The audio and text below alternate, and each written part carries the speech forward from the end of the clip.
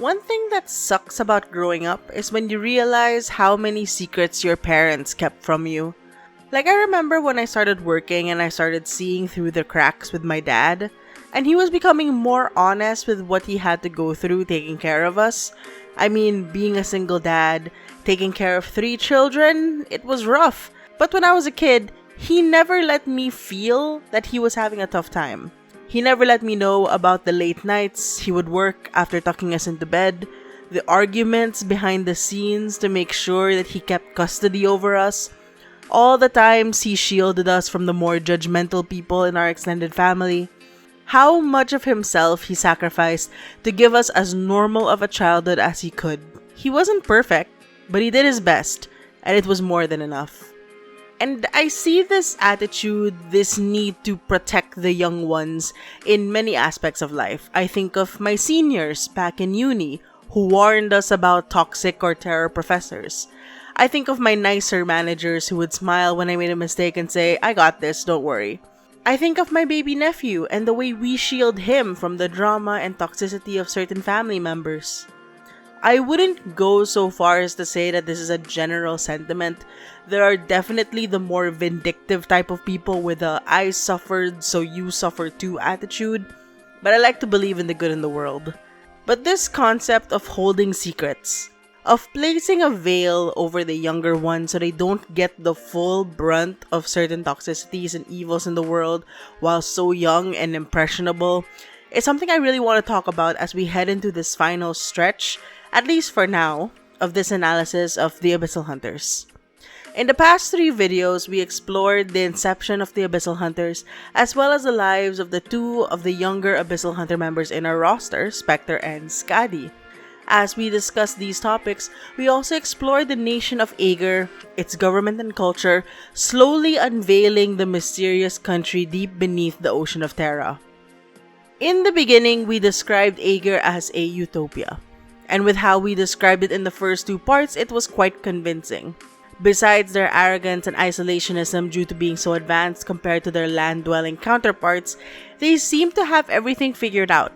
A balance between technological advancement and humanitarianism. The only real problem was the rise of the Seaborn, and we explored the change in the Aegirian culture with the growth of the Seaborn Problem, in parallel to Spectre's change as she was infected with oropathy. At this point, things were still very rose-colored. However, once we get to Skadi, the veil starts to shake when we talked about the darker side of the Aegirian government, the way they purposefully withheld information to manipulate her into joining the Abyssal Hunters, the deception they were willing to take part in order to fuel Skadi's anger and need for revenge, ensuring her loyalty.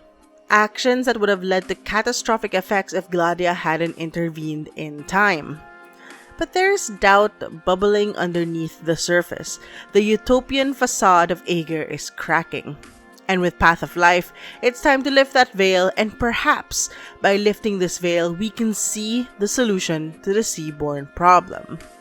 Hello everyone! Rosabel's here, and in this video, we're going to discuss the unveiling of Aegir's less than perfect society through the narrative sense of duty and responsibility of the 2 eldest Abyssal Hunters, and talk about the true strength of our favorite hybrids in the face of the Seaborn Problem, and the connection of all this to their gameplay.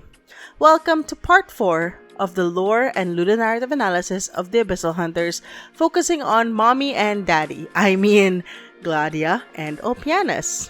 As usual, spoiler warning for Undertide, Stultifera Navis, Path of Life, and IS-3. We will also be mentioning some spoilers for some Laterano events like Hortus de Escapismo and the Masses Travels. I also highly suggest you watch the first 3 parts of the series because we're going to be calling back to them a lot, and it will give further context moving forward. The air here is dry. Fighting on land sometimes feels sweltering. Uncomfortable as it is, this is still better than being surrounded by the dead bodies of my comrades. I remember how the sea was littered with shreds of corpses, their deaths etched onto your brain, and the stench lingers on your tongue whenever you open your mouth. Yet you cannot hang your head. One of the major ideas we talked about so far in this series is the fact that despite having several events and units from Aegir, we don't actually know anything about it. Everything we learned before Path of Life are from accounts of the Abyssal Hunters in their files and records or from throwaway lines during events. Knowing a nation is more than just knowing major events. In the last video, we discussed that one of the details we don't really know about Aegir is the family unit and how they work. We talked about Skadi and Spectre's childhood in the Institute of Incubation and their relationship to their parents. Unlike the two of them, perhaps because she is an older Aegir, Gladiia grew up with her mother rather than in an institute, although she would have probably preferred growing up in an institute. Unlike the others, her mother is a named NPC we later meet in our Arknights journey, Horatia. In Gladia's own words, "I never got to know my father, but my birth mother was someone who enjoyed authority, indulged in worldly pleasures, and ever so short-sighted." This last part is perhaps arguable, but there is no doubt about the first two. In her X module, she goes into more detail about her childhood. Gladiia is an overachiever, a golden daughter, one may say. She won all her youth competitions and was the daughter of a key Aegirian Academy scientist. However, her mother was actually someone obsessed with the academe and the policy making of Aegir and barely came home, preferring to spend her time either in the academy, spending more time in the lounges than in her own place of residence. In fact, Gladiia is convinced that if it hadn't been for her existence, then her mother would have probably never come home. At first, Gladiia thought her mother sought achievement from her, and so she did her best to be at the top of everything she had ever done. She set adult standards onto herself in hopes to get her mother's attention, but it was for nothing in the end. I think we can safely assume that her mother never planned to have her and only did out of duty, but doesn't particularly care about raising her after. I think we can also safely assume that Gladiia is not too fond of her own mother. Also, the sky is blue. But what we can see here is a culture that has almost a hyper-fixation on advancement. In fact, now that I think about it, it might have been one of the reasons why there's an Institute of Incubation in the first place. Yes, the Aegir do still need to procreate and have the next generation, but by putting their children in the hands of an institute, the parents don't have to quote-unquote waste time rearing them. They can maintain all their energy and focus back on their jobs, whatever it might be.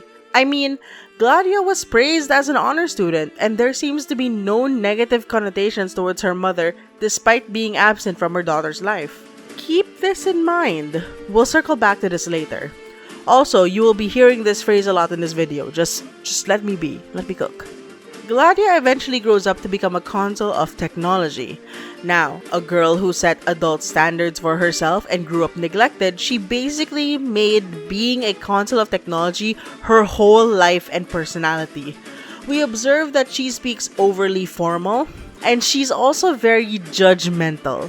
I mentioned in the first part that the Aegir were quite arrogant and looked down on dry landers of Terra, and if anyone would embody this, it would be Gladiia. I see. Your tactics and equipment match your kind's development progress. How mediocre. I'm doing my best, Gladiia. Now, the biggest surprise is that she ended up becoming an Abyssal Hunter. It is quite vague if she volunteered to become an Abyssal Hunter or she was assigned to become one.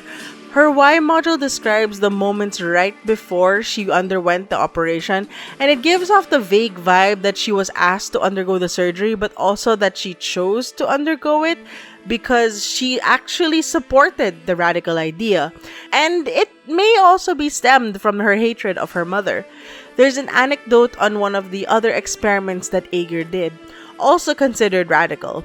Basically, they made an artificial specimen which was injected with seaborn neurocells or brain cells, and this would become a controlled environment where they can observe seaborn behavior. As you would expect, the seaborn overtook everything and breached containment, and the guards were forced to obliterate the entire facility. According to Gladiia, Horatia was a staunch supporter of this particular project, and they often debated about it. Gladiia didn't like the idea of allowing the Seaborn any sort of freedom, so the concept of taking advantage of the Seaborn but keeping her own autonomy was far more appealing to her. Ulpianus actually managed to convince her by saying, "The Abyssal Hunters would not repeat the failure of artificial organisms, because they are not slaves, but warriors who command the tides." In Gladia's own words, "The Abyss may claim my body, but I still belong to Aegir." And thus, Gladiia became an Abyssal Hunter. As a hunter, Gladiia maintained that same overachiever attitude to the point that she became well known for her speed in battle. She moves so fast that her surface body temperature gets so hot, she even warns us that people shouldn't touch her after battle. Please inform your operators to avoid any physical contact with me or my weapon after a battle. Intense exercise raises my surface temperature. If someone were to complain about being scalded, I would hate to feel guilty. She eventually achieved the rank as captain of the second squad, which, as we know, included Laurentina, aka Spectre. In Spectre Alter's operator record namely I, it shows the moment when Spectre became part of Gladia's squad, and we can see that Gladiia puts importance into initiating her members by teaching them how to dance. Much like how Ulpianus checks his members through song, Gladiia does so through dance. It's a dual effort to check the humanity in her squad, but I also like to think that she does this as a way to preserve the importance of dance to the Aegir. Again, she's one of the more traditional Aegir, embodying some of the more toxic traits against land dwellers, looking down on them as inferior beings, but treasuring old traditions. Keep this in mind. We'll circle back to that later. However, aside from becoming a soldier for Aegir, becoming part of the Abyssal Hunters meant much more than what Gladiia lets on. Remember, Gladiia grew up as a neglected child. She was practically abandoned in her family house with a mother she barely got to interact with. She spent her whole childhood trying to achieve everything she could for the approval of someone who thought of her as an inconvenience to her own career. And like all neglected children, they look for family elsewhere.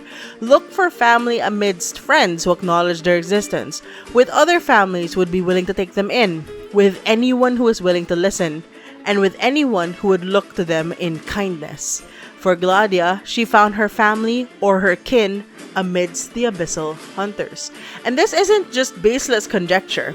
In her X module, she ends one paragraph longing for a family of her own one day after ruminating over Horatia's continued abandonment.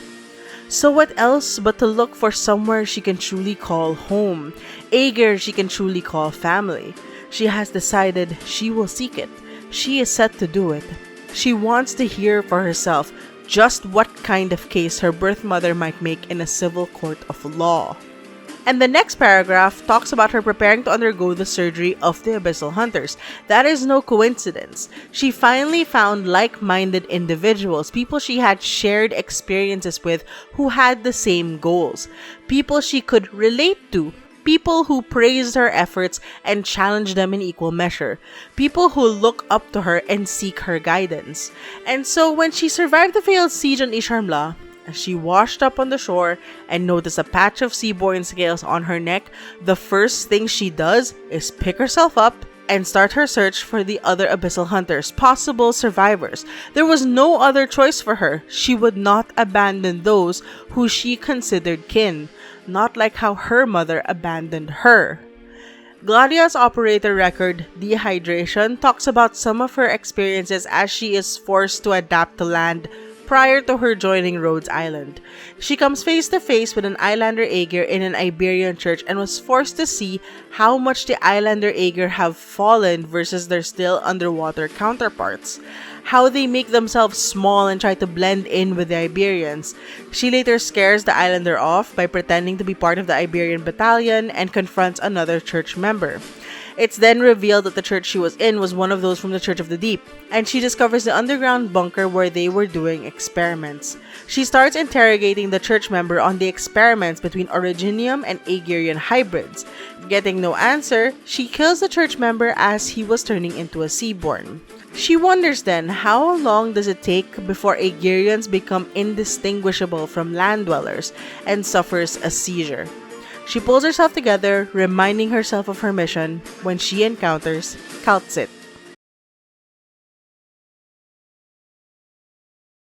As Abyssal Hunters, we must fulfill our responsibilities. To abandon the sacrifices of the past would be an unforgivable act of betrayal. That being said, how many hunters can I still save other than Spectre and Scotty? Even if I were to rescue another hunter who survived by sheer luck, the fear may have crushed them whole long ago. Their future would be fraught with nothing but agony.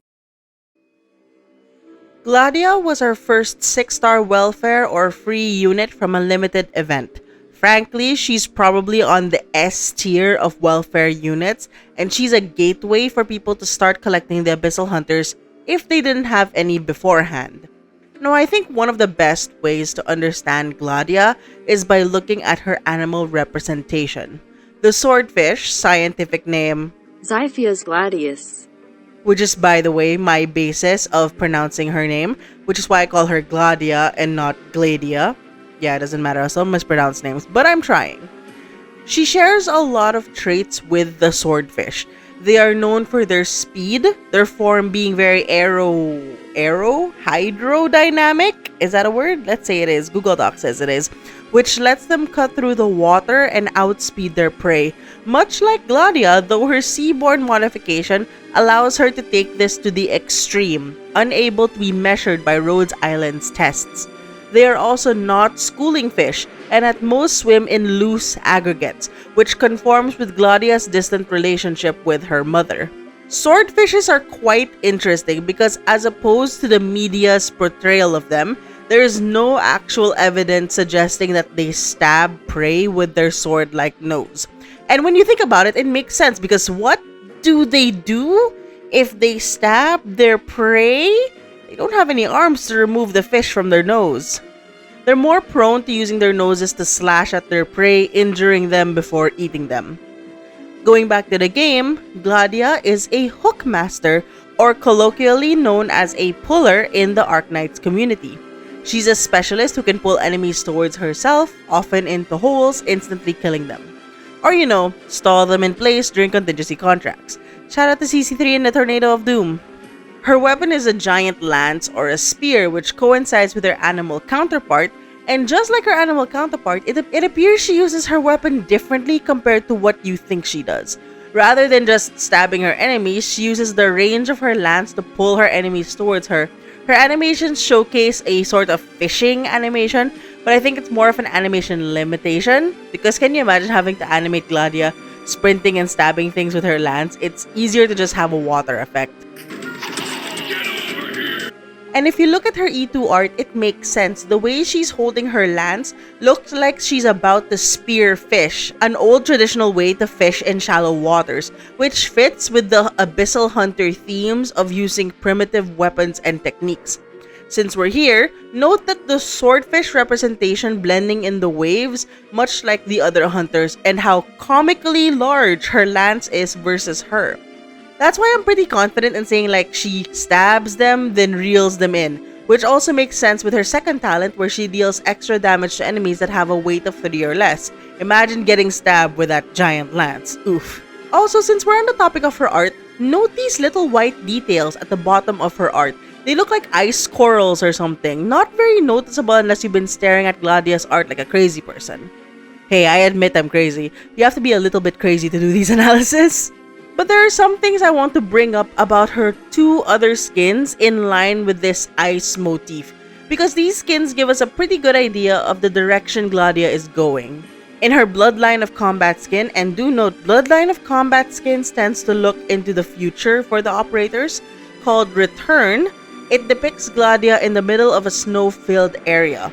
In the description, it says that this is her attire as she led the Abyssal Hunters to return to the sea, that they are finally able to return to the sea. I think this talks about a time in the future where they accomplished their mission, but why would she be in an area full of snow? Notice also that her swordfish representation is nowhere to be found in this skin.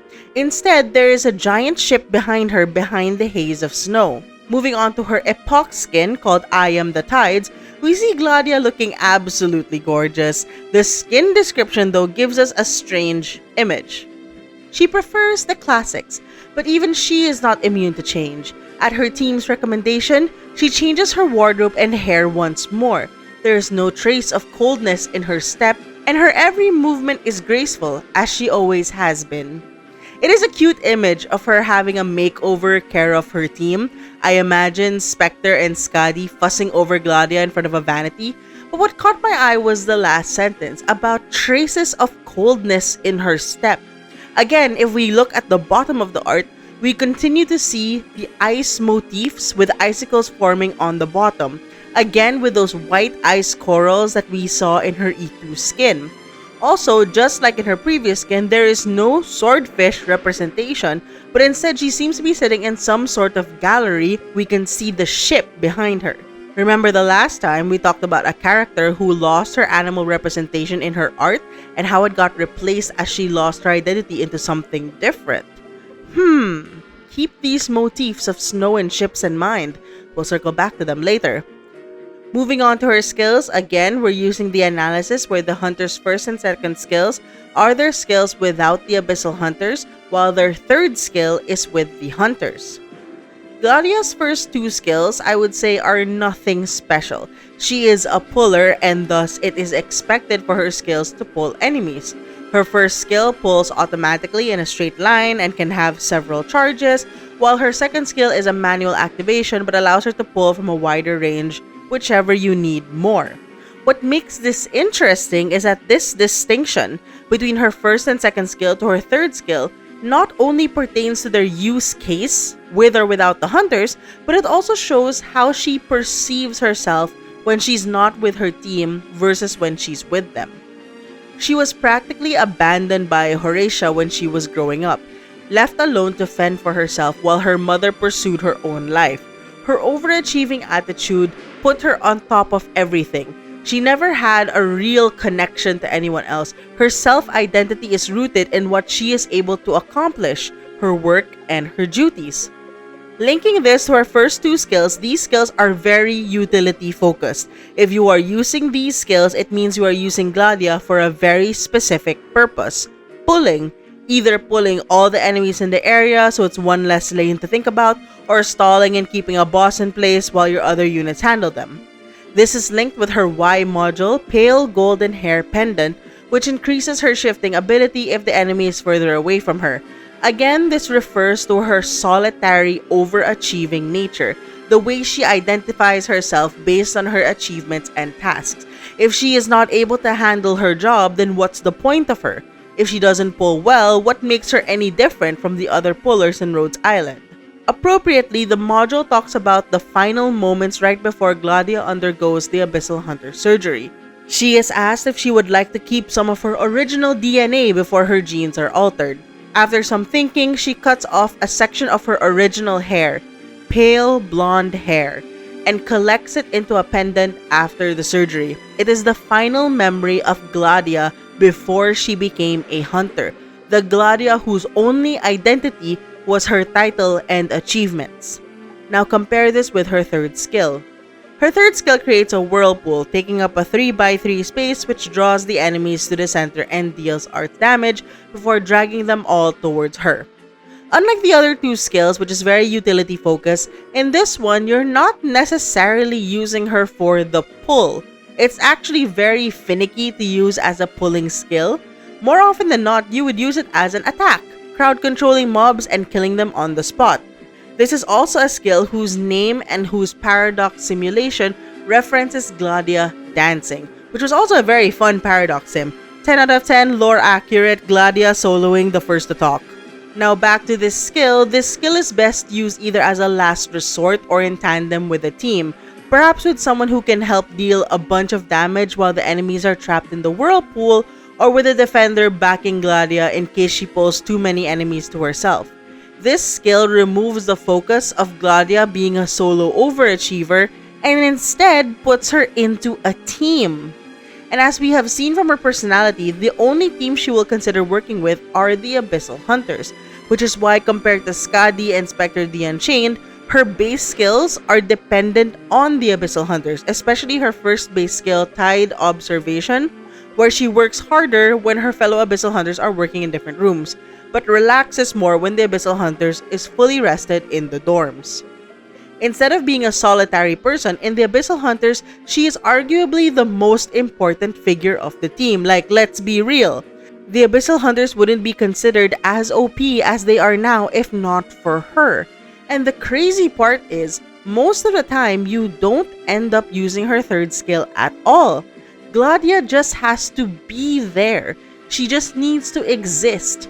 Most of the time, she's just placed as a last resort in the blue box or somewhere yonder where she can just chill and maybe do some damage. Her skill 3 can gather enemies together if they get a bit too close, and with the damage boosts from Gladiia and Ulpianus, she can most likely wipe swarms of mobs out. Her identity is no longer rooted on what she can accomplish as an individual. It is not rooted in her status as a puller, but it is her place in a team, her place in a unit with her kin, with her chosen family. Which makes it appropriate that her X module, which as we discussed, talks about her looking for family and finding it amongst the Abyssal Hunters, becomes the most important key in the Abyssal Hunter squad. Not only reducing all damage they take by 30%, but letting them heal 3.5% health per second. Again, this also links with her being part of the second squad with Spectre, the support squad, which opened the way for the third squad to deal the killing blow to Isharmla. Both their Abyssal Hunter buffs are more for survivability and support versus increasing attack, and both of them are not considered as boss killers by the community. This also calls back to her desperation to find the other surviving hunters, ignoring her own plight of finding Seaborn scales on herself in lieu of making sure that some of her kin survived. How fitting then that the Abyssal Hunter buff ensures her team's survival. Once Gladiia is on the field, it is very difficult to kill any hunter, not on her watch. Now, the curious part about her third skill is that it seems to be a form of arts. As we talked about extensively in the first and second part, the Abyssal Hunters and the underwater Aegir have no exposure to Originium, and since the Seaborn were created to eat Originium, then they have a natural sort of resistance to Oripathy, which has been shown by Spectre, although this does not leave them unscathed. So if that's the case, then why does Gladiia's skill 3 sound so much like arts, even though her Originium art assimilation is flawed just like everyone else? This is where we have a little lecture. Not all arts are Originium arts. It is the most common and perhaps one of the most devastating kinds, but we have seen that there are beings capable of doing certain arts not centered around Originium. Instead of having Originium as the conduit for their arts, they have biological attributes to achieve the same effect. For instance, the divine attributes of the Pherenmuts, like Kera or Sui or Sami. Thus, by extension, since the firstborn were technically artificial Pherenmuts, it makes sense that there are Seaborn that would be capable of mimicking arts through pure biology. And this tracks. You have these guys, and these guys, and God, I remember how much I hate fighting Seaborn. So I believe the arts damage that Gladiia does is not a form of Originium arts, but rather a form of Seaborn arts. At the end of Undertides and in her module, Gladiia shows that she has patches of scales on her neck, indicating that she is slowly converting into a Seaborn. Mayhaps this closeness to becoming a Seaborn is what allowed her access to Seaborn arts, implying that if Gladiia is to turn fully into a Seaborn, God please no, then she would be one of those Seaborn that could do arts damage. And thus we have a visual of who Gladiia is. Someone cold, one could say she tends to look down on people, but someone who is very dedicated, who puts all of herself into her goals, someone who came from the toxic hyperfixation of Aegirian culture and found her family amongst the hunters. With that, I think it's time to talk about the man who started it all. Sargonian, Iberian, Rimbilitonian. During my short time on the land, I have learned several languages. The Seaborn are willing to communicate with other kinds for the sake of their evolution, while humanity uses whatever excuses it can to divide itself. We should be ashamed of ourselves. Unlike Gladiia, not much is known about Ulpianus' childhood, at least for now. Pre-Abyssal Hunter Ulpianus, I think we can say is one of those eccentric nerds, based on the comments of other people on his file. Hard to believe knowing how we see him, but this was back before his transformation. According to Gladiia, by the time she joined, it was 5 years after Ulpianus' self-surgery, but they still kept records of his appearance before the procedure. She described him as somewhat feeble.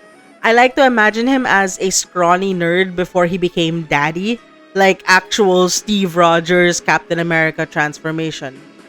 Though we don't know much about him, we do have some input from the people around him. His students in particular talk about his odd teaching style. Unlike conventional teachers, Ulpianus doesn't ask questions. Rather, the students must find the right questions to ask him. And not only that, but he won't answer unless you ask the right question. So what would happen is that you would ask question after question, to which he will only either stare at you or say, wrong question, ask another. And by the time you get to the right question, you more or less understood the topic anyway. Secunda, aka Underflow, says that the approach is quite efficient once you get used to it, and I kinda understand it because it forces you to think critically, which is a widely underrated skill. I feel like I wouldn't vibe with that kind of teacher though, just because I'm a very structural learner. I am the type who likes to learn the foundations of something then build up on top of it. My math teachers would get annoyed because I never really memorized formulas. I would derive them from scratch on test days. I got an A in calculus, you can't say it doesn't work. But I digress. Another unusual thing about him was his choice of clothes. Although there is a real aesthetic reason on why he is fully covered now, according to Blandus, another Abyssal Hunter researcher, this was always the way he dressed even back then, even when he was still a student. Secunda asked Ulpianus about this in his X module, where we actually got to see his teaching style in play. Appropriately, this module is called Vestiarium Ulpiani, or Ulpian's cloakroom in Latin. In this module, Secunda curiously asks about Ulpianus' fashion, to which Ulpianus replies, wrong question.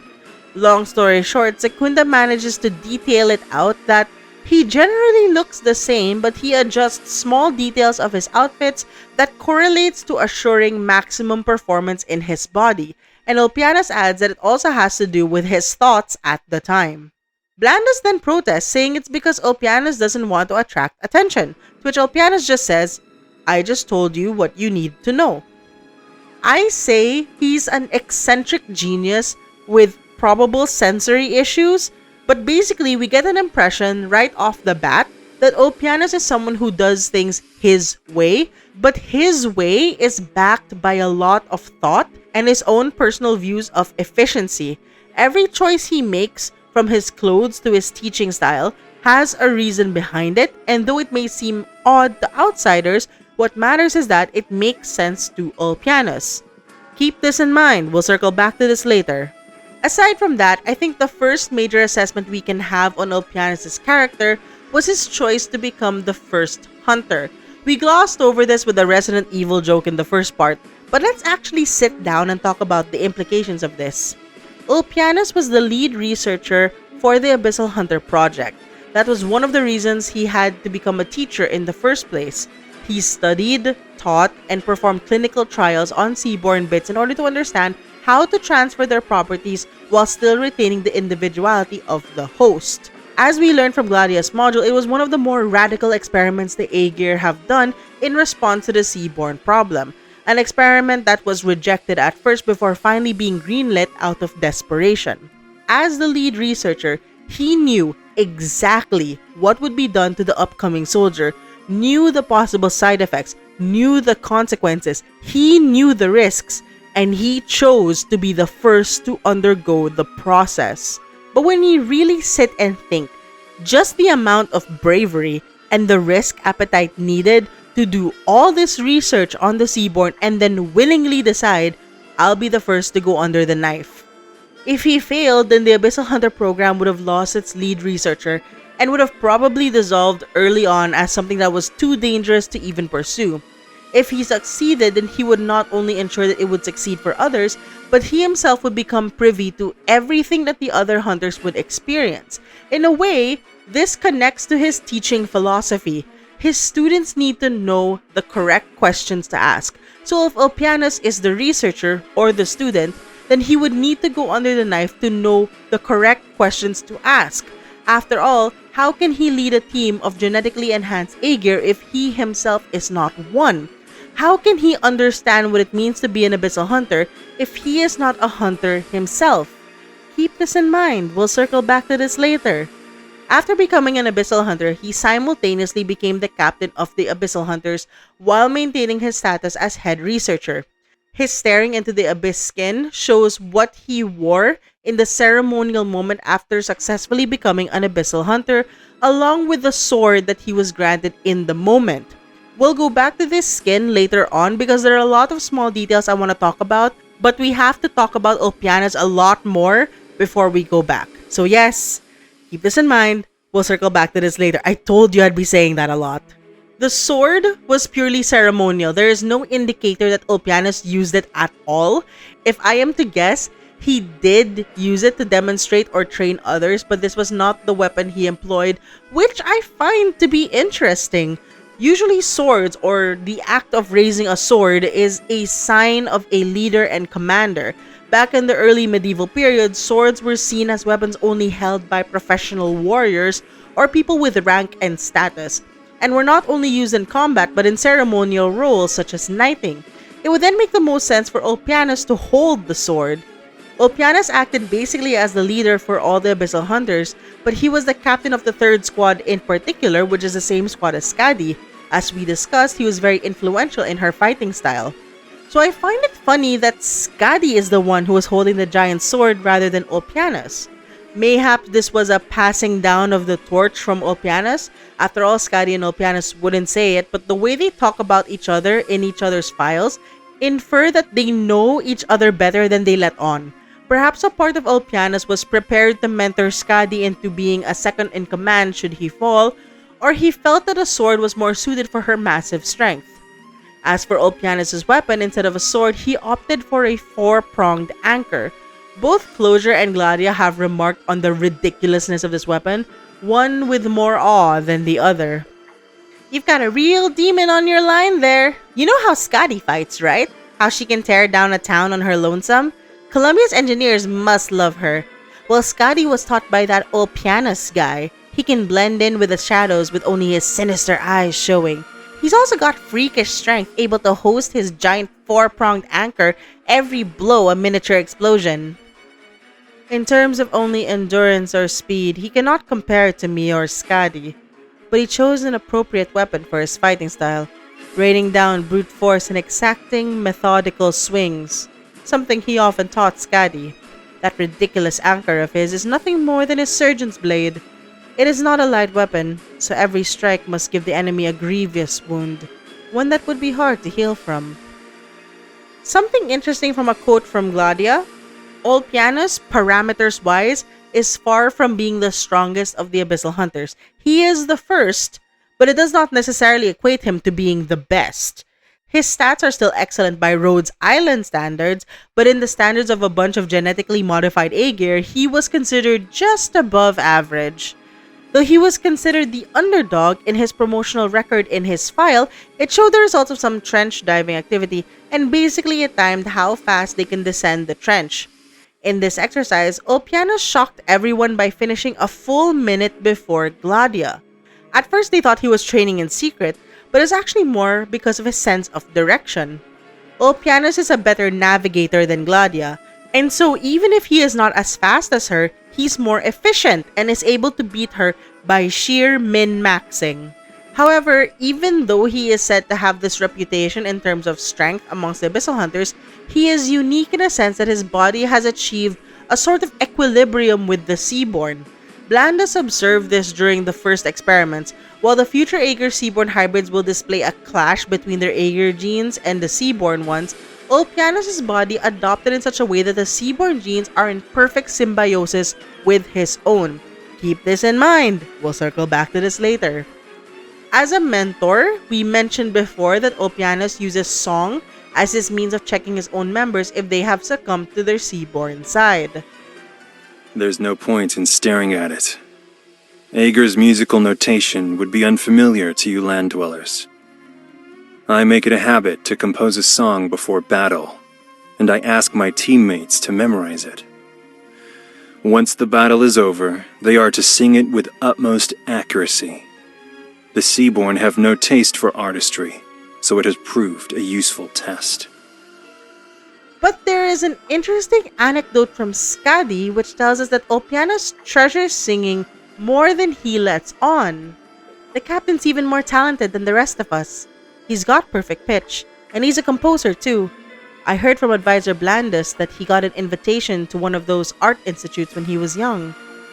The way Ulpianus puts it, music has become his tool as an Abyssal Hunter to check his subordinates, but Skadi continues to explain. But there's something else that left a deeper impression on me. Once, during a mission, we ran into two schools of rare fins. They cried out, their chatter all around us, disturbing most of the current.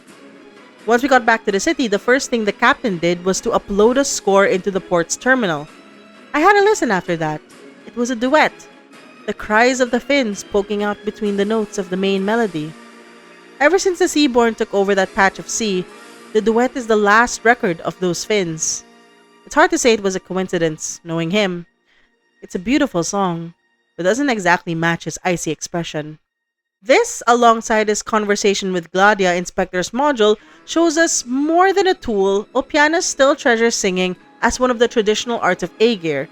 And although he turned this into a tool as an Abyssal Hunter, its value and beauty is still appreciated for what it is. Remember what we discussed in Skadi's video, about how Skadi the Corrupting Heart dehumanizes singing for the Aegir. This shows that although Ulpianus uses song as a tool, he still treasures the humanistic aspect of song and the tradition of singing for the Aegir, an equilibrium between the Seaborn and the Aegir, though this may be more reach than others. By putting these observations together, we can create an image of Ulpianus that is less mysterious than what the story would lead us to believe. He is someone who has a strong sense of duty and responsibility. He does things his own way and has a high-risk appetite, but with that risk comes levels of preparation and reasoning behind the scenes. Outsiders looking in would probably think of Ulpianus as someone who is equal parts aloof and reckless. But after knowing more about him, we can say that every decision he makes is backed by his own reasoning, and he doesn't particularly care if others understand. The point is, people know what they should, and he'll handle the rest. This is why he remained in the shadows after the failed siege on Isharmla. Despite being the one to witness the moment when Skadi and Isharmla assimilated, he used the assumption that he was dead in order to sneak around, observe the Seaborn up close without the restraint of Aegir and without worrying about his team. Even then, it is clear that he kept tabs on the Hunters. Perhaps one of the reasons why he was able to stay away from them for so long was because Skadi was adamant to staying on land as a wandering bounty hunter, which is great for keeping Isharmla away. Using the perfect symbiosis of the Seaborn genes in his body, he was able to bravely venture from nest to nest without worrying about being taken over by the Seaborn, and during this time, he learned some disturbing truths. He learned about the link between the Firstborn and the predecessors, connecting the predecessors with the Doctor of Rhodes Island, the fact that there are multiple Firstborns other than Isharmla, and the level of infiltration the Church of the Deep achieved in Aegir. But he had to have an ear on the surface, on the other Abyssal Hunters, because he did show up when there was a threat that Spectre, Skadi, and Gladiia were going to return to Aegir with the Stultifera Navis. And this is how we first encounter him in that particular event with the most epic still with Gladiia. And he was trying to sabotage the Hunters' return to Aegir, while simultaneously getting a certain piece of technology from the ship that could help the Aegir defend against the Seaborn. He does reunite with the rest of the Hunters, but during the fight with the End Speaker, he gets thrown out of the ship while being called a fraud. We learn he was very much still alive when he killed Gracia and the End Speaker underwater after the Stultifera Navis was destroyed, and he joins the last knight to look for the source of the Seaborn. He finally becomes playable in Path of Life.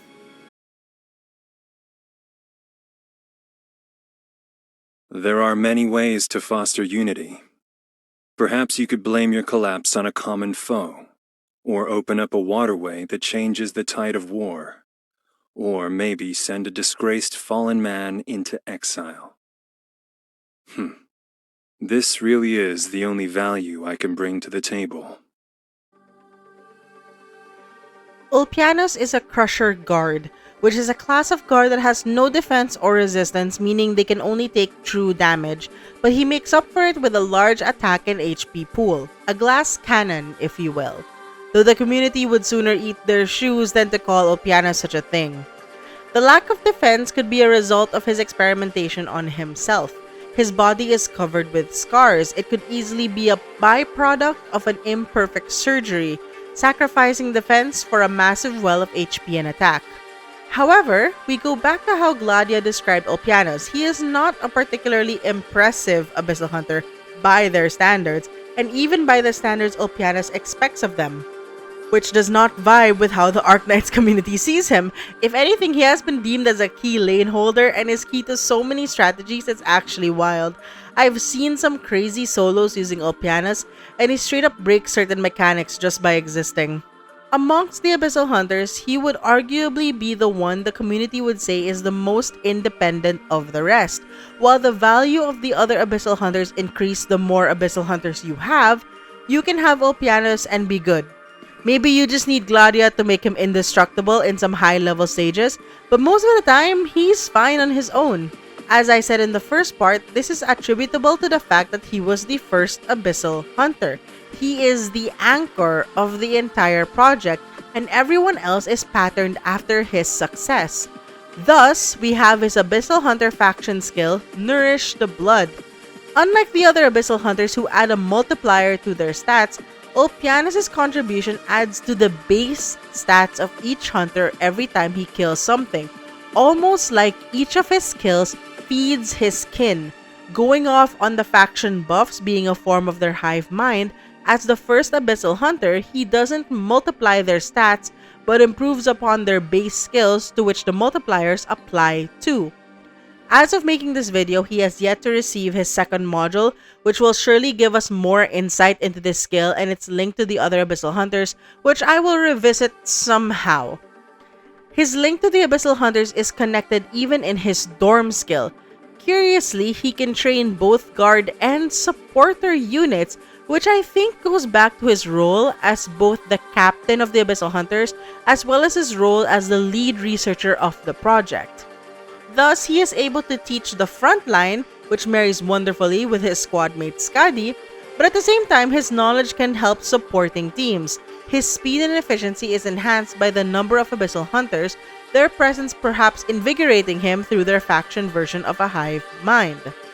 Stemming off more from his independence on the other Abyssal Hunters is his first talent, Natural Holdfast, which lets him heal HP every time he takes damage, and the effect increases when he's at lower HP. This connects to the way that his body is hyper-adaptive. Like what we discussed, he's unique in a sense that he managed to achieve perfect symbiosis with the Seaborn. His body is able to adapt to new circumstances, which includes receiving damage, although too large damage at slow intervals would overcome this. Suddenly, mechanics made to slowly drain life from your allies became an amplification of Ulpianus' strength. He was made to be able to thrive in these constantly damaging environments, able to circumvent constant change with sheer adaptability, a skill he naturally has since he has this particular talent on the offset. This adaptability is a shared trait that he has with his representative animal, the humpback whale, an animal whose feeding routes move from poles to the equator, showing a very adaptive body to temperature. They also share singing as a way of communication, with humpback whales' vocalizations in particular being popular amongst whale song enthusiasts. The males in particular create complex songs, especially during breeding season. We go back to what we talked about in Skadi's video about pufferfishes and their sand art, a piece of art used for the sake of breeding. Likewise, Ulpianus uses song for the sake of checking seaborn assimilation. Moving on to his skills again, we're analyzing the Abyssal Hunter skills with the perspective of the first two skills being skills outside the Abyssal Hunter squad versus the third skill being the skill with the Abyssal Hunters. Although the community has showed that Ulpianus is very much capable of using his third skill to solo stages without needing the other hunters, let me be. The first skill pulls two enemies towards him and he deals a large amount of damage, which is a very appropriate use of his anchor. His second skill gives him additional block, HP, and attack and increases the effect of his self-healing talent. This is one of his most used skills. Plop him down, wait for his second skill to activate, then leave him alone to take care of everything in his way. And thus, we have Ulpianus as seen by Rhodes Island, as someone distant but reliable. This massive wall that can hold the line, someone you can leave out of sight, out of mind, he'll do his thing, and you don't have to worry about him. This changes when we go to his third skill. He doesn't just stand back as a reliable lane holder, but he charges forward, quite far I might say. He goes all the way forward to the first enemy he encounters and deals an explosive damage, stunning his enemies, and then he stays to attack them with amplified attack, then moves back to his place afterwards. Again, this skill is best used with the other Abyssal Hunters, and much like Skadi, the other Abyssal Hunters offset the negative effects of this skill. Remember, Ulpianus has no defense, and yet here he is charging the front lines.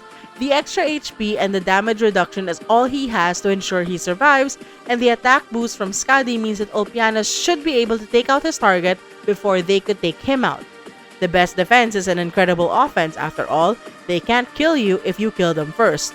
But what else can this skill tell us? This skill, I think, calls onto two things about Ulpianus' character. One, and this might be a flimsy connection, but I think it harkens to his sense of direction. He's able to dart forward and back with precision, able to bring the fight to his enemies, and then immediately retreat back to his original position to hold his lane, disregarding obstacles or other operators in his way. His sense of direction is something so praised that he can outspeed Gladiia in trench diving, beating her in human speed with a single decisive path.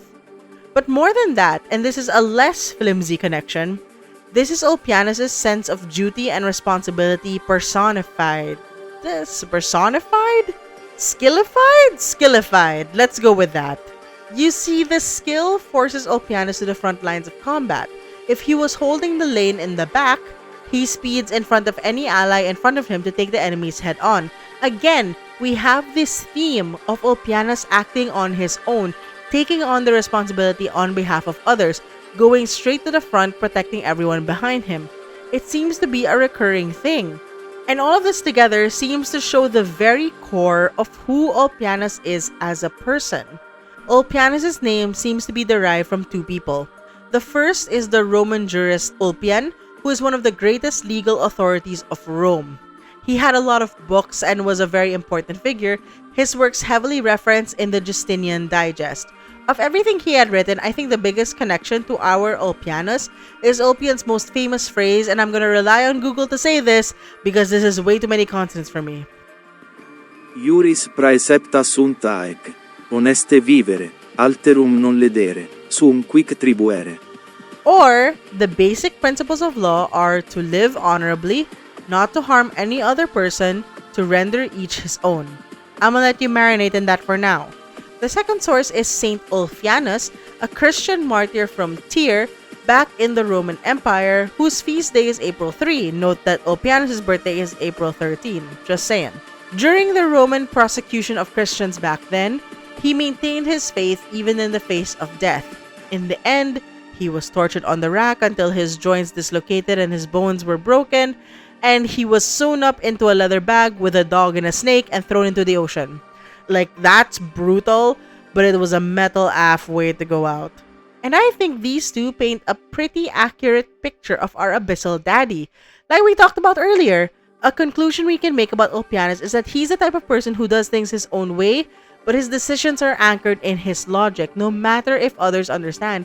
He has a clear sense of justice and a very strong moral compass, and does not waver. a stalwart figure who holds his own and protects those behind him.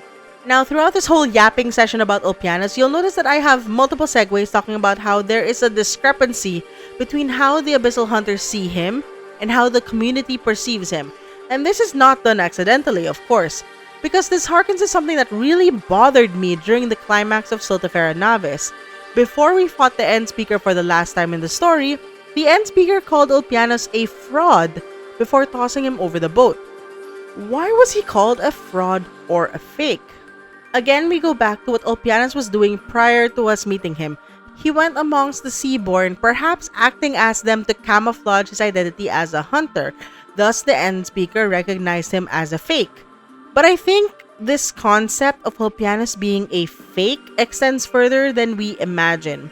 That perhaps, in the experimentation of himself, he found that he was lacking something essential to becoming a proper hunter. And I think this has to do with his animal representation, the humpback whale. Let's review the animal representations of the other Abyssal Hunters. Spectre, a bull shark, apex predator.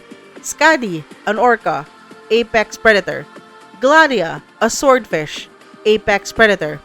Now let's go back to Ulpianus. Yes, humpback whales are predators, but in a sense where they only hunt small prey, such as plankton and krill. Heck, orcas hunt humpback whales. It's far away from being on the same rank as the others. Although he had achieved the perfect equilibrium with the Seaborn, he had to make it work for other people. I don't think it's a coincidence that Ulpianus underwent the most drastic change.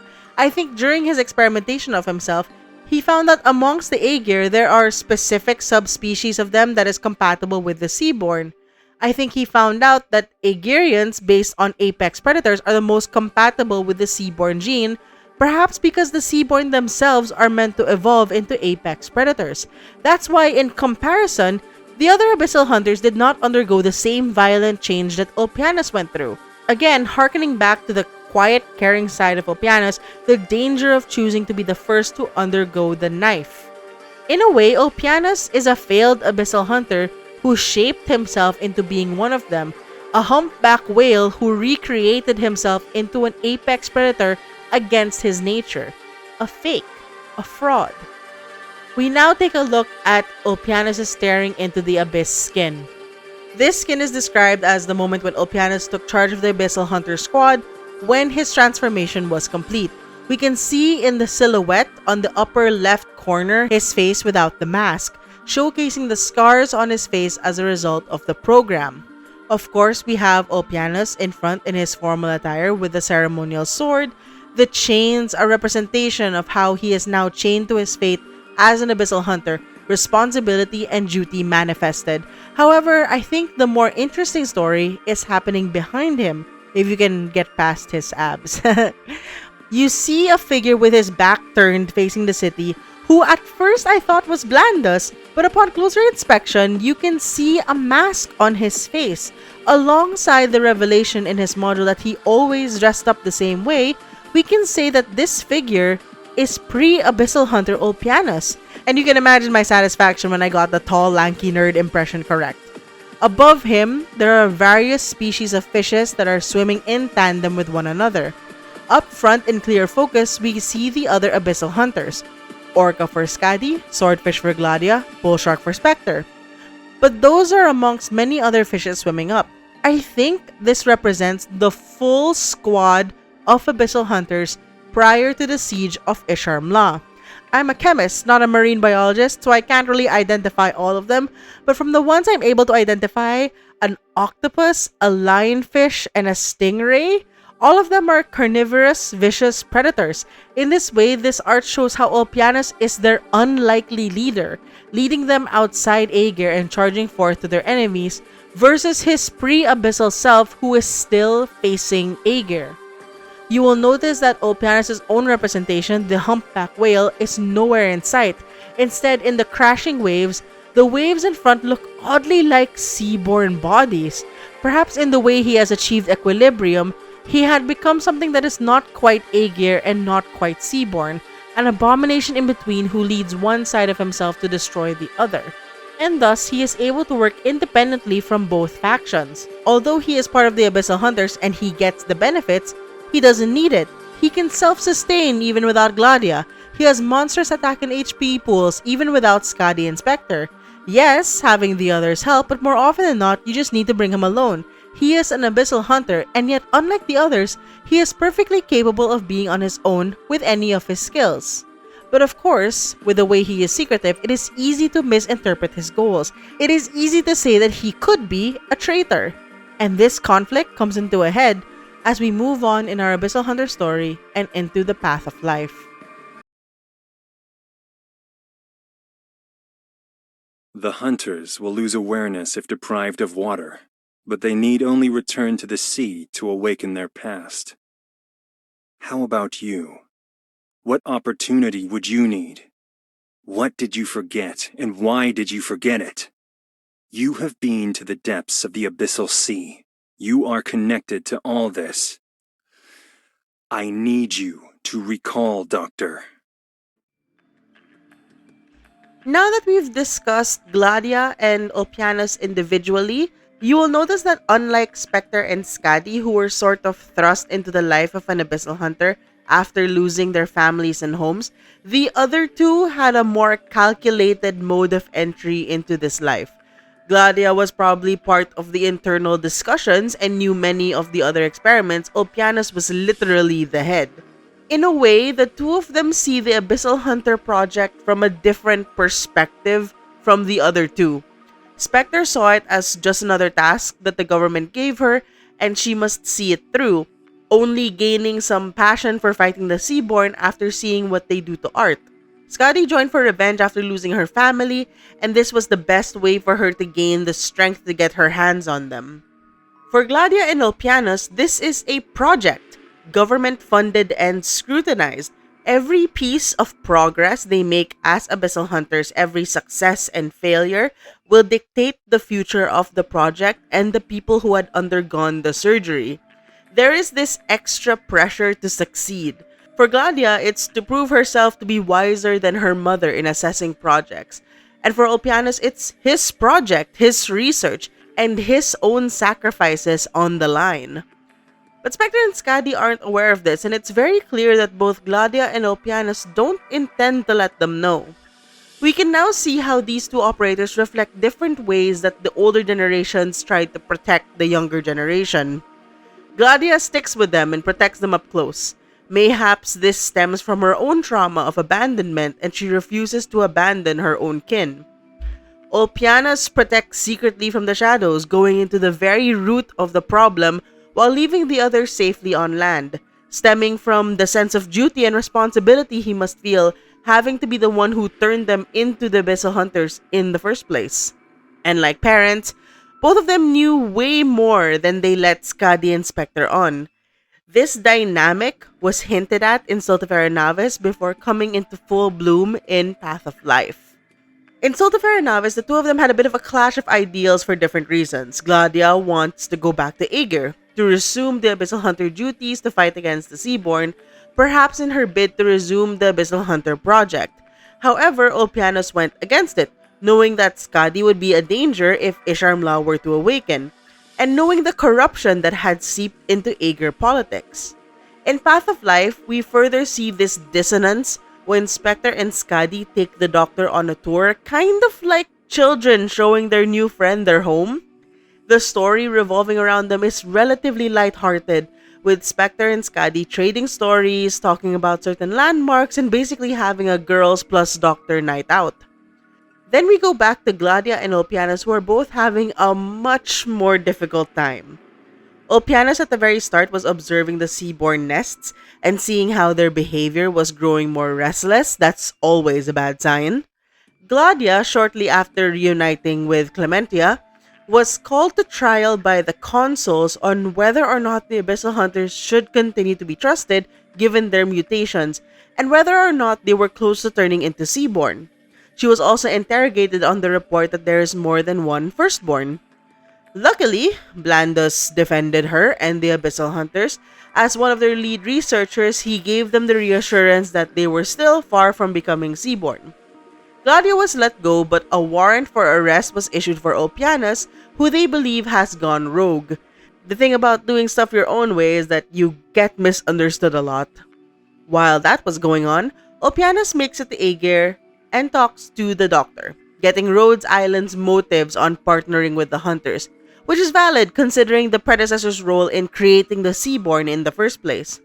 Upon learning of the Doctor's goal was to simply help those in Rhodes Island, including the Abyssal Hunters, Ulpianus decides to trust him before slinking off into the shadows to avoid arrest with the Doctor's help. After another Seaborn attack which killed hundreds of men, in which the Abyssal Hunters provided key assistance in eliminating the threat, the Tribunal decided, you know what? Let's get you guys in the front lines, you're useful after all. Which to me is like, you just put Gladiia on trial and hounded her, and you're going after Ulpianus, and you're suddenly like, oh right, get back to work and protect us please. Like, come on. Blandus was instructed to get the hunters back in top shape for preparation. Surprise, surprise, Blandus turned out to be part of the Church of the Deep. It appears his fascination with Ulpianus biology, that sounded way worse than I intended, was what led him to join the cult, believing he could make a world where the Seaborn and Terrans coexist in harmony. Oh honey, the church propaganda got to you. But I had to think at this point, it's concerning how deep in Aegir's circle the Church of the Deep has infiltrated. It's quite curious how well adjusted the Church of the Deep members are within Aegirian society. Keep this in mind, we'll circle back to this later. As such, it is revealed that not only does Blandus botch the surgery on the Abyssal Hunter ladies, but he also sabotaged the waterway, which was the project Aegir was working on in order to establish communication throughout the rest of the surviving Aegir cities and Terra.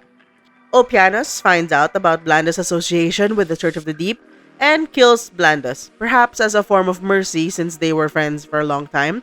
At least the memory of Blandus would not be tarnished. However, Blandus' plans were already in motion and they actually worked.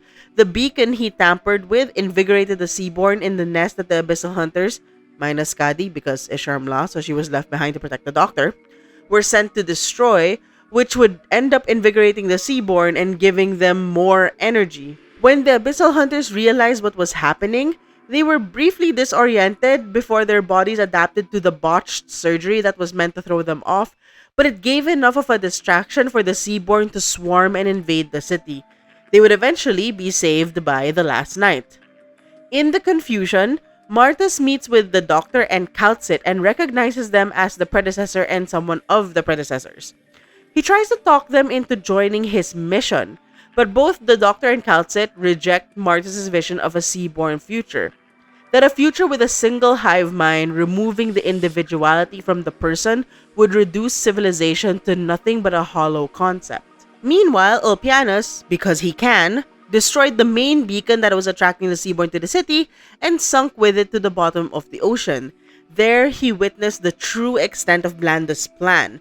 Unexpectedly, the Seaborn helped make the Waterway project work, as the Seaborn saw the nanomachines as kin and assimilated with it, not only connecting the cities of Aegir and Terra, but with the Seaborn nests. A Pyrrhic victory, I think, because that is frightening. Realizing they had to escape, Martus makes his way out to retreat from the city, but passes by Skadi, who is clearing out the Seaborn left over. Recognizing her as the current vessel of Isharmla, he wonders why she was so important. But upon realizing her close relationship with the Doctor, decides that perhaps this was their next step in evolution. Speaking of Martus, while I was streaming the rerun of Path of Life, I came across a sudden realization. I love how this boss fight is basically just lane hold. Ooh. Sorry, this is me theorizing live right now because I just thought about it. Because the whole point of the Martus boss fight is just to lane hold, right? Is to stay your ground. Which is like, when you talk about it in terms of gameplay, that's what the Abyssal Hunters specialize in, right? They have that tankiness to just lane hold. So it's like the Abyssal Hunters themselves counter Martus and just the swarm. considering that they are created to counter the Seaborn, it's like they're countering the Seaborn by being steady versus mass evolution, mass multiplication, etc. Oh, that's a thought I will have to like dive into. War. The concept of victory doesn't exist in a war that revolves around the continuance of a species. The only conclusion it can lead to is the destruction of the opposing side under the night sky. We Abyssal Hunters put our lives on the line to fend off and delay this fate. Unwavering, unrelenting, and without any regrets. Organizing my thoughts from that live, let's go back to when I first fought Martus blind when Path of Life first came out. I was really confused and baffled because obviously in the first run we don't know the boss mechanics yet. Naturally, my reaction was very measured and articulate. Permanently invulnerable. So what do? Permanently invulnerable, so what do? At the time, I was using Abyssal Hunters for flavor, and I somehow made it to the end and survived, very confusingly. Okay, I guess the boss is dead. I guess the boss is dead? I'm confused! One commenter, shout out to KoalaMan18, said, I think this boss wins by confusing you into a panic. If you retreat your operators that the boss links itself to, then all your adjacent operators get retreated too, and that would just about end the stage. This comment and the Martus boss fight compounded gave me a realization. One of my primary goals in discussing the Abyssal Hunters is to explore the questions: 1. Why are the Seaborn so effective in wiping out Aegirian cities? And 2. Why does it seem like the Abyssal Hunter project has been the most effective method compared to all the other efforts of Aegir? And this may be reaching. Who am I kidding? That's this whole series. But I think I have it figured out. You see, the Seaborn thrive on change. Quick changes in evolution. All the bosses throughout the Aegir events embody this. They are very unique, at least when they first appear. And all of them have unique mechanics to them. Quintus was the first ever boss to be this stationary, massive creature with a hidden time limit in the stage, later adopted for the Teddy fight in IS2. Endspeaker introduced changing mechanics depending on what Seaborn it eats, which then creates this new strategy of figuring out how to place enemies and kill them in certain locations to control its buffs. Martus introduced fighting the boss without fighting the boss, instead defeating waves of enemies in order to defeat him. The way I beat Martus, even without knowing how, was by standing my ground, by trusting that my Abyssal Hunters will be enough to hold back the waves of enemies.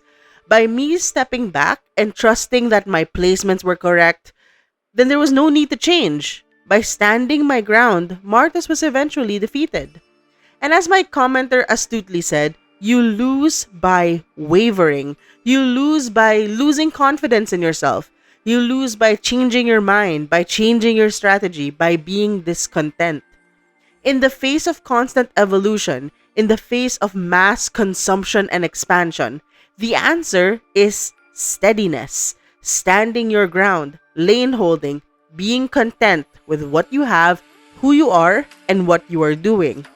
And let's think about this for a second. If we go into Gladia's X module once more, there is a small anecdote where she comments on the scales of the Seaborn forming on her neck. She describes the feeling.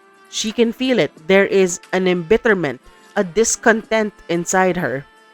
But she literally brushes those feelings aside.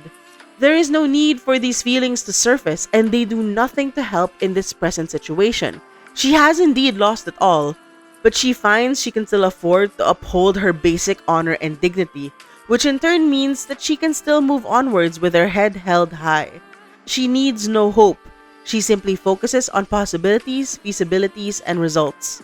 She can still return to Aegir. She is still alive to recover the Abyssal Hunters, scattered and lost. As long as the probability is not zero, she is still bound to try. So make good on it she shall. The only other time the Seaborn patch affects her was during her operator record when she was faced with the possibility of having lost all her kin to the land dwellers. And that's why, after Undertides, we pay no attention to Gladia's Seaborn patch.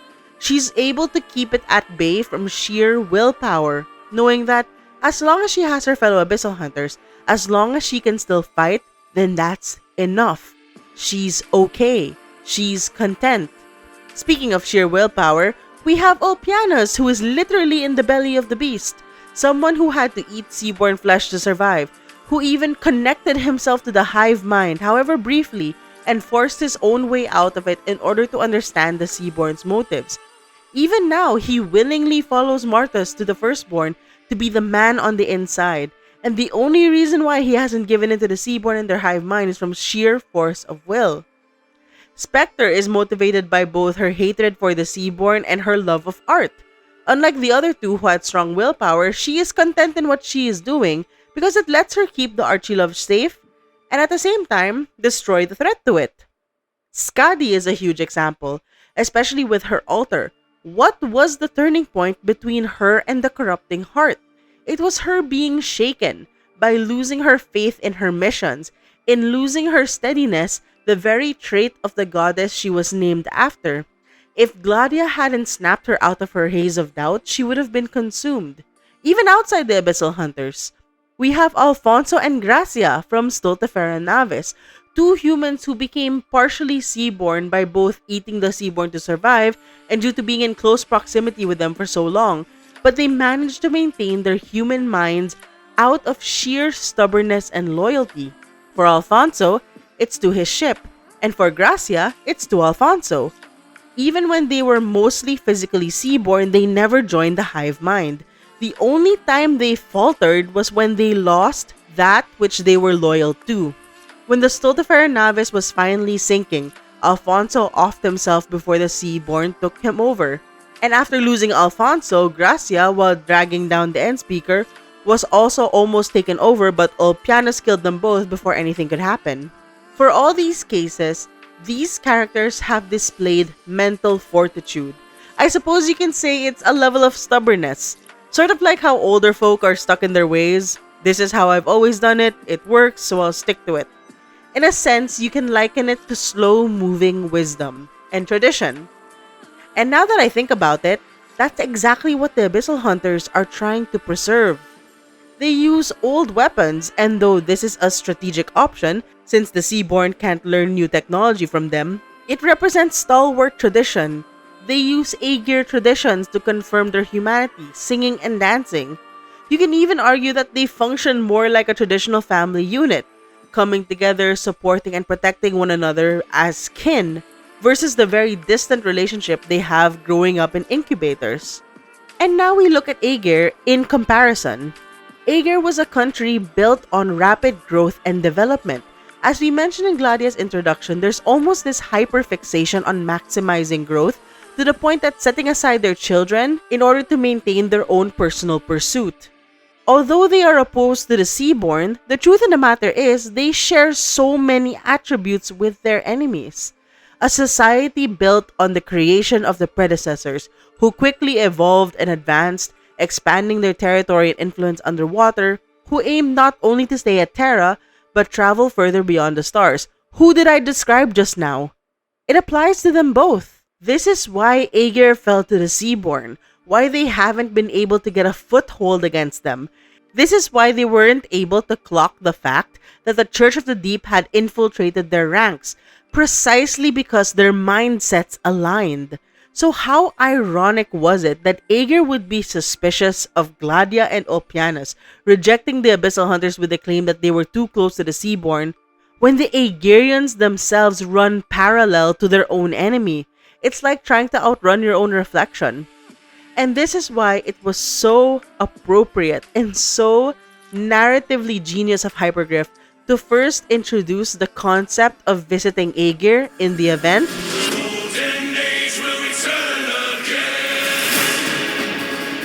Stultifera Navis, Latin for the Ship of Fools. Though it first appeared in Book 6 of Plato's Republic, it remains as a popular allegory talking about the dangers of democracy and how having a ship led by fools or those who are not experts on their field will inevitably lead to disaster. Originally, in the event, this harkens to the arrogance of the Iberians during their Golden Age, where they used the Islander Aegir's technology and sea navigation techniques and yet ignored their warning about the dangers of the Seaborn, which ultimately led to the downfall of the Iberian kingdom via the Profound Silence. However, besides the beautiful connection to the story, Stultifera Navis was the event when we were first given a glimpse of Aegir and were given the possibility of visiting the underwater city. And how appropriate, because Ship of Fools perfectly foreshadows the issues we'll be facing against Aegir when we get into Path of Life, and mayhaps will even foreshadow the big issue in future Aegir events. Which seems ironic at first. When we first talked about Aegir all the way back in part 1, they are a technocratic society. They are led by experts in their respective fields and respect the development of their people. However, they share that same arrogance as the Golden Age Iberians, mayhaps even more so. At the end of Path of Life, they have the gall to claim that they'll lead the Terrans in this effort against the Seaborn, when they themselves cannot handle it.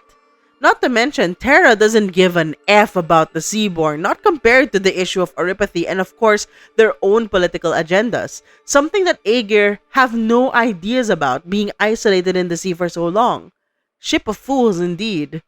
But we see the Seaborn start encroaching on Terra, witnessed a few instances when the Seaborn appeared in other events, such as Hortus de Escapismo.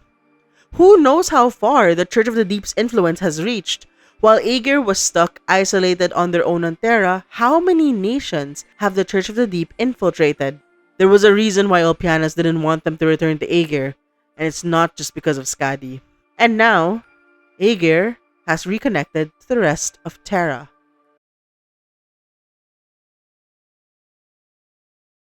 The Abyssal Hunters were created to annihilate the Seaborn. What of Rhodes Island?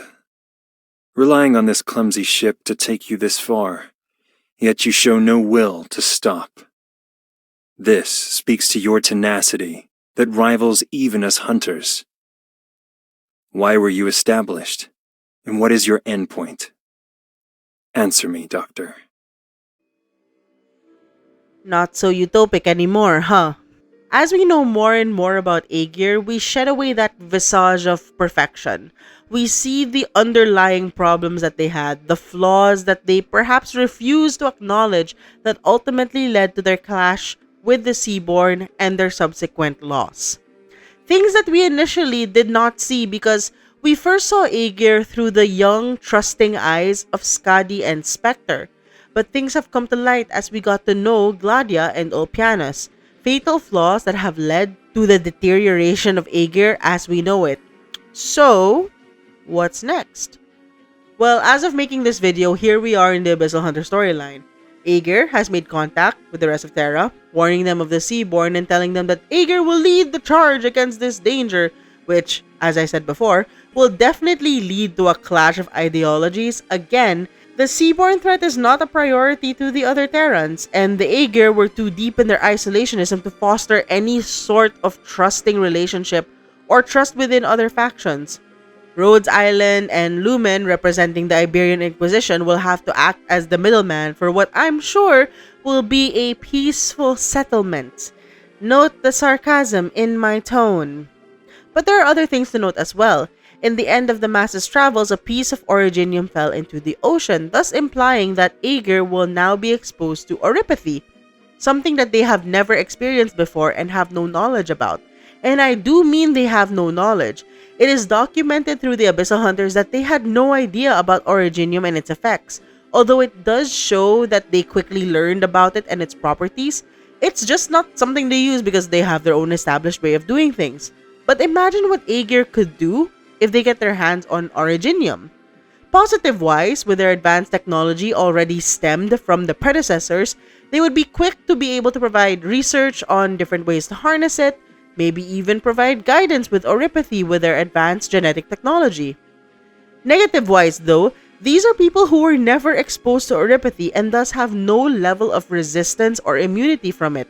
All their research and medical advancements are geared against the Seaborn. They're basically starting from zero with oripathy. Or, transversely, what would Terra do if, through this incident, they find out about the originium-consuming properties of the Seaborn? It has been a long time mystery why originium does not spread in water. And what if they learn the true reason why? I can see this as a step for the Church of the Deep to spread further into Terra. Heck, now that I'm thinking about it, the Church of the Deep have notes on Spectre. They have research on the interaction between Seaborn hybrids and oripathy. What if the Church of the Deep starts angling Seaborn assimilation as a possible cure for oripathy, appealing to the desperation the infected must feel from the constant discrimination? Look at our patient Spectre, who displays no symptoms of oripathy, and it's all thanks to the Seaborn. Imagine a new faction of oripathic Seaborn hybrids because of this. Oh god, that's terrifying. Putting whatever Aegir is doing to the side, as I mentioned in the first part, I have a rather unhinged prediction of what is going to happen, but let me add a bit in detail. Most likely, the next Abyssal Hunter event will be exploring the northern area where we might encounter the last Firstborn, the never-ending glacier with Gladiia, which was blatantly instructed by Ulpianus in his file. Every unusual phenomenon in the ocean, every minute warning sign, demands our attention. The seafloor volcanoes suddenly appearing these past 2 years, shining patches of sea that move, and that legendary iceberg. Notice a mere congregation of ice and snow, but rather a giant hive, an ecological system composed of chitin, daughter cells, and nutrients joined together. It does exist, and it is now thawing above some patch of sea. I have already sent you the coordinates. You can try to confirm them with Gladiia. This is supported by Gladiia's skins. Remember how I pointed out the repeating ice motif in her art? I think these are foreshadowing her eventual encounter and association with the never-ending glacier. Like I said before, one of the major plot points I think is that each Firstborn will be assimilated with an Aegir Seaborn hybrid. Either way, putting all of that aside, I think Gladiia and Ulpianus' inception, their roles in the Abyssal Hunters and Aegir, and the way these reflects in their skills and talents are a ludonarrative win. Thank you so much for making it to the end of this video, especially if you've been with me since the start of the series. I think this one was the hardest to put together amongst the current roster because these two don't have alters, so I only have their current selves to anchor my analysis on and find out my own themes. I really hope it stayed cohesive through. This is definitely not the end. We're going to update this as the story of the Abyssal Hunters progress further, perhaps with future alters, maybe? Like I mentioned in the first part, I'll be waiting for an Andriana altar, totally coping here, before I talk about her because there's still a lot we need to learn about her to get a proper conclusion about her inception and her development. If I were to make a video about her now, it would be full of baseless conjecture and I would rather we wait for more concrete developments on her character before we talk about her.